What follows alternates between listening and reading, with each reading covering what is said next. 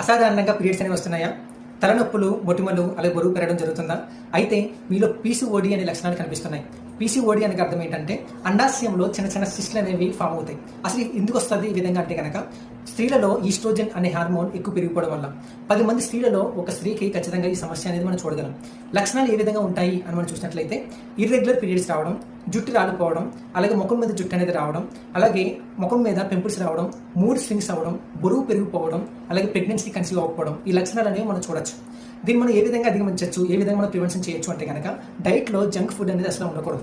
అలాగే ఎక్సర్సైజ్ చేయడం వల్ల, వెయిట్ లాస్ అవ్వడం వల్ల, నిద్రపోవడం వల్ల, ఆహారంలో కాయగూరలు ఎక్కువ తీసుకోవడం వల్ల ఎప్పుడైతే ఈ విధంగా మనం ఫాలో అవుతాం ఆటోమేటిక్గా ఈ పీసీఓడి అనే ప్రాబ్లం అనేది ఆటోమేటిక్గా తగ్గిపోతుంది. ఒకవేళ తగ్గట్లేదు అంటే కనుక మీరు గైనకాలజిస్ట్ని సంప్రదించడం మంచిది. ఎందుకంటే ఈ పీసీఓడి అనే ప్రాబ్లం తగ్గకపోతే కనుక ఏజ్ పెరిగే కొద్దీ గర్భాశయంలో కంతులు ఫామ్ చేసే అవకాశం ఉంది. ఇటువంటి వీడియోస్ ఇంకా మీకు ఎన్నో కావాలి అనుకుంటే కనుక ఈ యొక్క ఛానల్ సబ్స్క్రైబ్ చేసుకోండి. అలాగే మీ యొక్క బంధుమిత్రులకు షేర్ చేయండి.